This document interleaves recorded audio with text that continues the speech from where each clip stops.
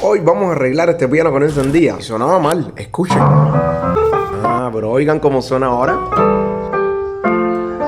Estamos aquí en el taller musical y juntos vamos a arreglar este piano. En California GMC 50 con piano para principiantes. Rápido me di cuenta que le habían roto el puerto de entrada del transformador, que es así como este, y entonces decidí abrirlo, porque era la única forma de poder arreglarlo. Así que tuve que sacarle todos los tornillitos, hasta estos que son diferentes, por eso los puse aparte para poder diferenciarlos. Uno en un lado y otro del otro. Ahora atención, cuando lo vayan a abrir, cuidado en esta parte aquí, no rompan estos cables que son para las baterías del piano. Lo abrimos como el capó de un carro, le ponemos un palo y todo. Ya lo abrimos ya, pero para poder arreglar el plug de entrada del puerto del transformador tuvimos que sacar los tornillitos que aguantaban la placa. Sí, como pueden ver, esta placa es el corazón del piano, pero vamos a quitar el plug, que es el que tiene el problema. Miren esto, caballero.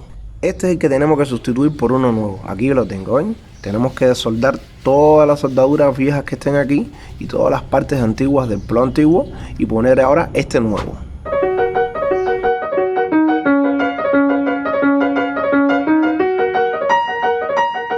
Vamos a probar cómo quedó el arreglo. Listo. Vamos a probar.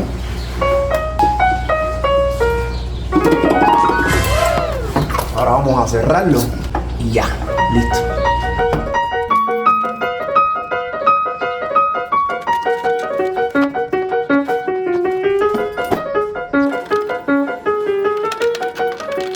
Entonces, vamos a probar a ver cómo suena el piano este.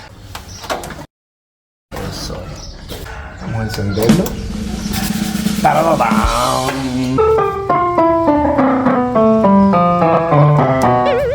Esto está ronco el piano este. No se preocupen, esto también lo vamos a arreglar. Apagamos el piano, ese ruido raro que tiene, el problema es por aquí, en el pitch bend o modulador, como quieran llamarle. Vamos a echarle este spray poderoso. Este es un spray de secado rápido. Para el que no ha visto el video, se lo voy a dejar por aquí para que lo vean cómo usarlo correctamente y la gran desventaja que tiene este spray. Así que ya, no va a tener problemas. ¿Ven?